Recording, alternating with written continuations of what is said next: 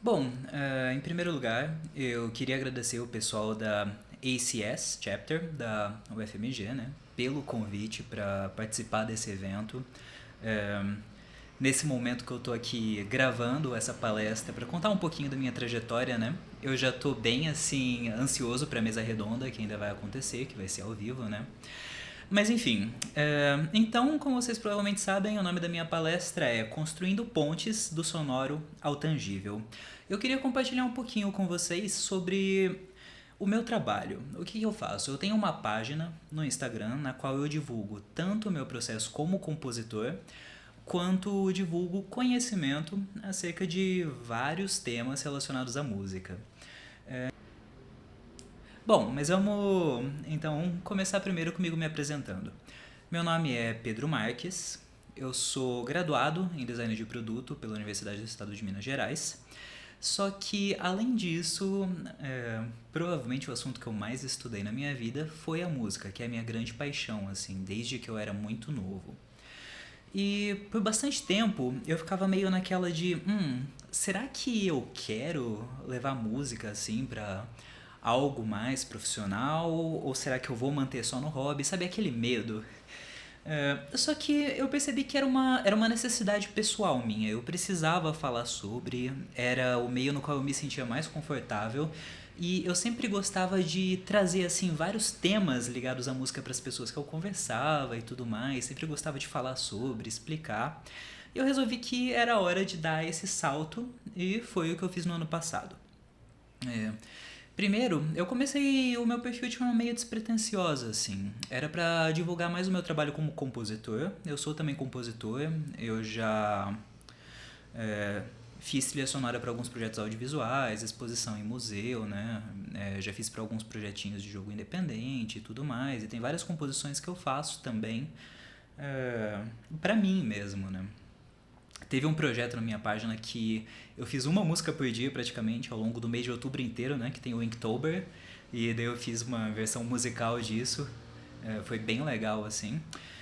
Mas depois de um tempo eu percebi que eu não queria só compartilhar o que eu criava, o meu trabalho de composição, né? Eu queria também compartilhar um pouco de conhecimento com as pessoas, porque é uma coisa que eu não consigo, assim, parar de ler sobre o assunto, pesquisar, ver outras opiniões sobre, outras formas de se pensar.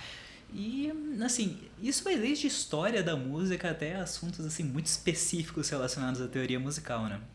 E no comecinho, eu fazia um negócio bem simples, assim. Eu pegava um caderninho, tipo esse daqui que tem o meu mini roteirinho aqui pra palestra, né?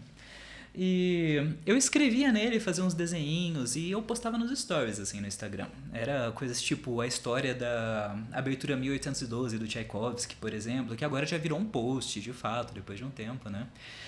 E a resposta era bem legal, assim, o pessoal gostava, se engajava, e eu decidi que depois de ter dado esse primeiro passo além, eu queria dar outro passo além e começar a profissionalizar um pouco mais o meu perfil e investir mais assim na divulgação mesmo desse conhecimento, né, dessa ciência que é a música. Então, eu peguei assim, eu comecei a fazer todo um planejamento que eu vou falar mais sobre e eu coloquei esse projeto em prática. Tem sido uma resposta assim bem legal pra mim. É, e é uma posição que eu não tinha me imaginado até o ano passado, né? Essa pandemia ela chegou assim mudando muito assim na vida de todo mundo, né? O ano passado, então, que chegou assim e eu fiquei dentro de casa, ainda estou, né, no geral. Eu me concentrei em escrever um projeto para um mestrado que eu devo submeter provavelmente esse ano e tudo mais, que ainda é um pouco ligado à música, é ligado à música e produção cultural, mediação cultural. Inclusive eu vou falar um pouquinho mais sobre isso também. E meio que isso tudo foi juntando assim, conectando as coisas na minha cabeça, sabe? A paixão com a música, a parte do design que querendo ou não, assim, ajuda muito, é importantíssima nisso. E todos esses estudos a mais que eu estava fazendo por conta desse projeto. Inclusive aqui atrás, assim, vários dos livros, assim, são relacionados com esses temas, né? É, Então, para fazer esses posts, inclusive, vai bastante assim pesquisa até conseguir destilar, né? Porque o Instagram é uma plataforma que é rápida, não comporta coisas longas, com muito conteúdo, então tem que fazer todo um trabalho para destilar e transformar em algo palatável, né? Na plataforma que é majoritariamente visual. E é um desafio a mais ainda pegar para falar sobre música que é por natureza efêmera nessa plataforma visual. E por que eu digo que ela é por natureza efêmera? Vamos lá. Quando a gente pega e vê, por exemplo, uma estatueta que foi feita na pré-história, né, no período pré-literário, a gente está lá diante de algo que foi produzido pelas mãos daquela pessoa, aquele artista, aquele artesão ou o que for. Enquanto no caso da música, a música é basicamente ar em movimento que encontra os nossos ouvidos e acabou, se dispersou. Hoje em dia a gente tem as tecnologias de gravação, mas o que a gravação faz ainda é trazer uma imagem e botar o ar em movimento. Uma imagem, no caso, uma imagem sonora, né? Então, assim, é toda uma adaptação a mais que tem que fazer. E eu acho que, assim, essa efemeridade da música é parte da beleza.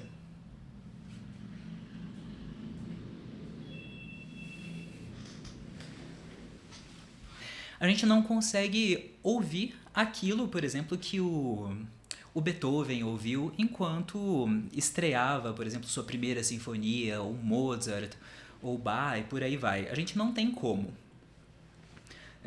Inclusive, muito da música antiga foi perdido porque não tinha como registrar, né? Antes da gente ter a partitura e tudo mais. Então, é todo um desafio a mais relacionado à própria mídia do assunto que eu trago.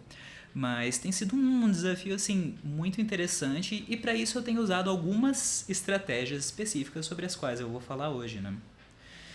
Então, assim, superar esses desafios do som, esses desafios do sonoro, não é algo muito simples.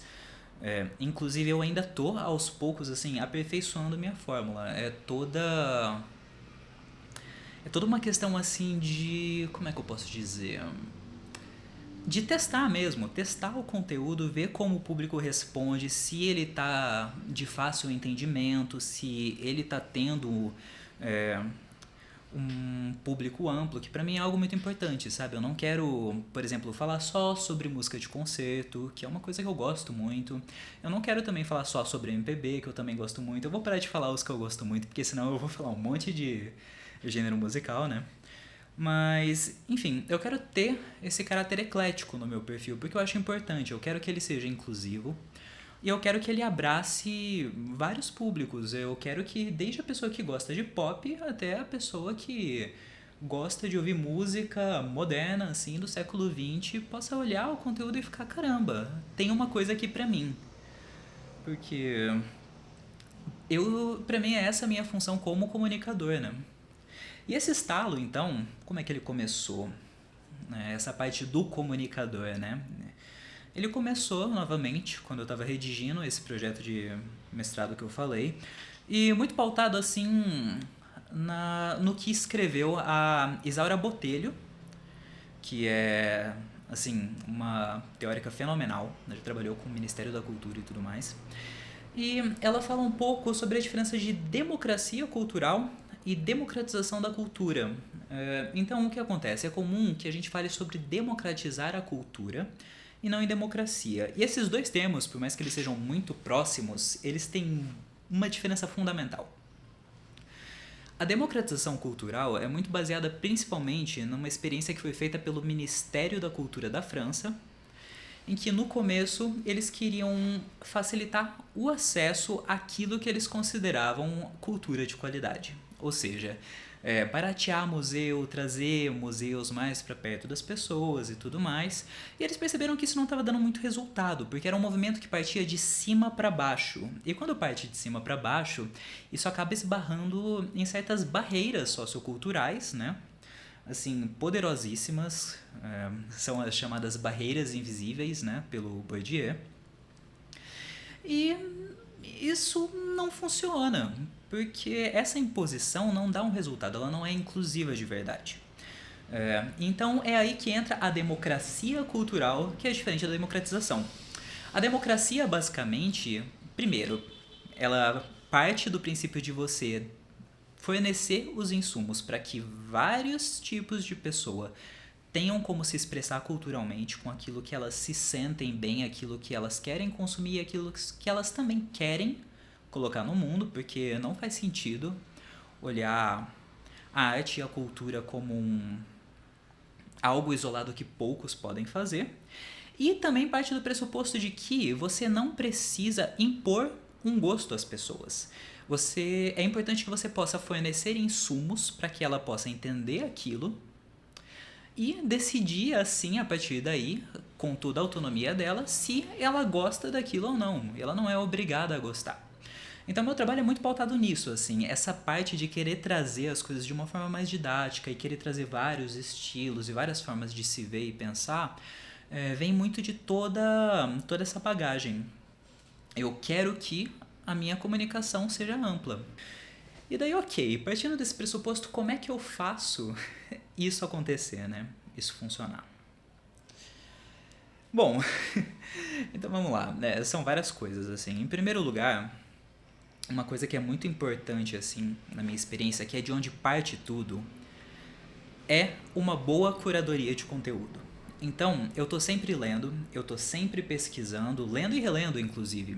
Eu juntei, assim, uma bibliografia bem grande que me ajuda a produzir um conteúdo, assim, com diversos pontos de vista.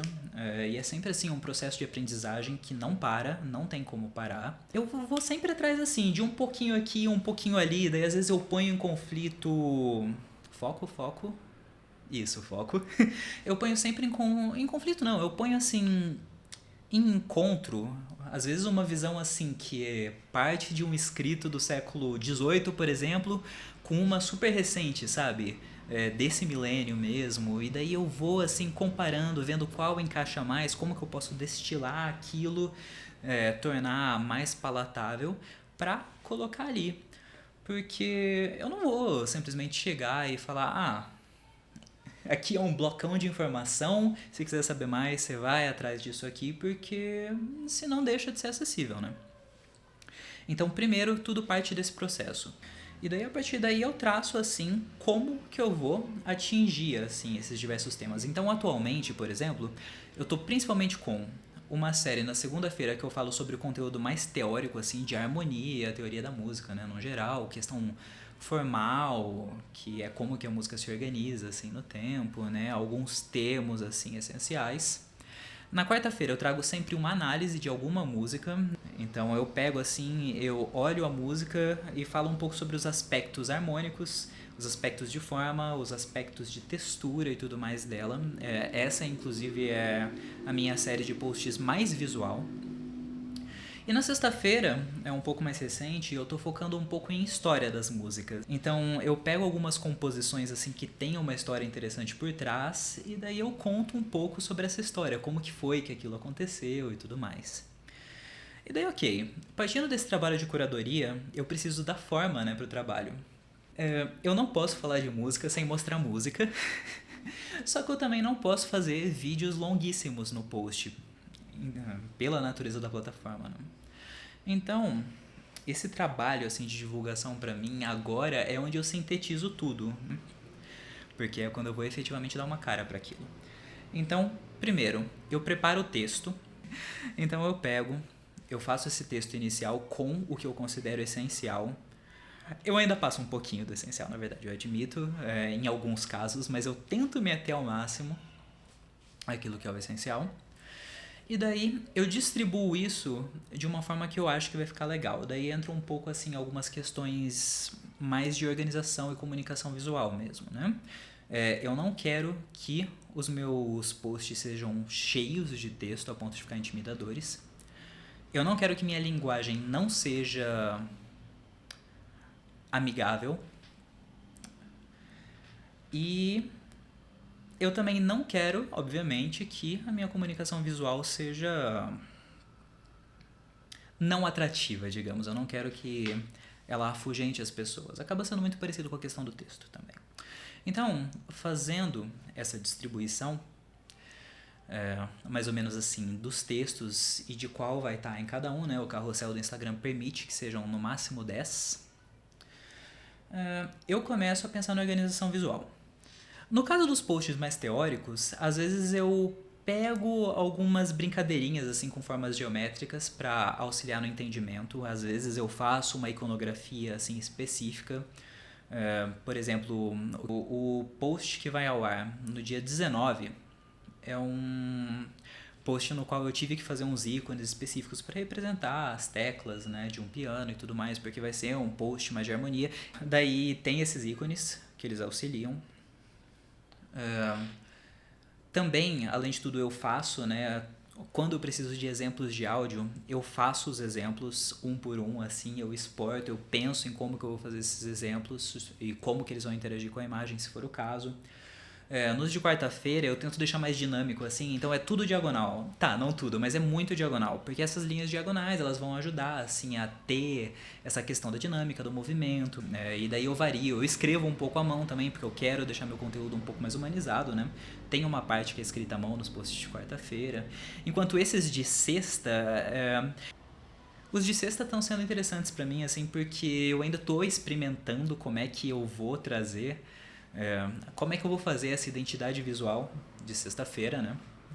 Que cada post, assim, eles conversam, eu tenho minha própria identidade, assim, pra comunicar, pra conversar com o meu público, né, que eles conhecem, mas eu também tento mudar um pouquinho, assim, pra cada série, pra que a pessoa possa bater o olho e identificar que ali é uma coisa que ela quer, porque é daquela série que ela gosta. Então tem também essa questão da compreensibilidade, né?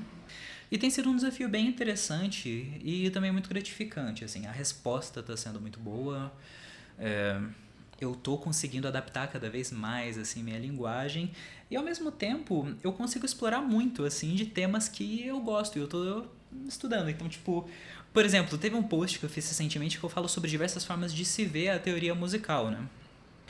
Então, a teoria ela é uma coisa que é muito importante pra mim, assim, quando eu falo sobre, trazer isso de que a teoria ela é principalmente descritiva e não prescritiva. O que isso quer dizer? A teoria ela surge depois que o fenômeno musical já foi observado. Então, por exemplo, a teoria é cheia de puxadinhos, assim, de que ela começou de um jeito, daí de repente chegou, por exemplo, um Beethoven da vida, fez um negócio nada a ver ali pro que tinha, né? Tá, nada a ver é um exagero, mas enfim. E daí, os teóricos que se virem, eles foram fundamentando formas de descrever aquela prática que foi feita por determinados compositores. E para isso, tem várias formas de você descrever assuntos diferentes. Existe uma harmonia que é mais adaptada para o jazz, que também funciona muito bem para MPB. Existe a harmonia que funciona mais para música de concerto, que é a harmonia, né, funcional tradicional. Existem teorias mais recentes, como a teoria neo-riemanniana, que trata principalmente assim de como funcionam algumas passagens no período romântico, não apenas, né, mas é onde ela melhor se encaixa. Então, assim, é colocar isso para conversar de uma forma que seja agradável e de uma forma que faça sentido. E também ajudar as pessoas a entender um pouco mais como é que esses fenômenos sonoros interagem e funcionam, né? E fazem com que ela goste tanto daquela música que ela está ouvindo. Então, o meu trabalho ele é basicamente focado nisso, assim, pegar a música, o ar em movimento, né, essa arte temporal, já que ela se desenrola no tempo, e transformar o sonoro em tangível. Algo que a pessoa consiga ver e entender um pouco mais, assim, e apreciar mais aquilo que ela já gosta, e talvez conhecer um pouco mais sobre algo que ela não ouvia ou não conhecia antes. Enfim, é importantíssimo para mim que meu perfil seja acessível para pessoa que consegue ler partitura, a que não lê partitura, a que toca música de forma empírica, a que só aprecia ouvir música. Eu quero conversar com todo mundo, sabe? Porque é uma coisa que eu amo. E poder falar sobre, poder ajudar as outras pessoas a apreciarem mais o que elas também amam da forma delas, é pra mim, assim, algo extremamente gratificante e especial. Eu agradeço a todos que acompanham o meu perfil, a todos que estão acompanhando também aqui o evento. Eu mais uma vez agradeço o pessoal da ECS Chapter, da UFMG. Então, obrigado para quem acompanhou até aqui. E se quiser saber mais sobre o meu trabalho, pode acessar lá meu perfil no Instagram, é @pmarques.musica. E, enfim, até a mesa redonda.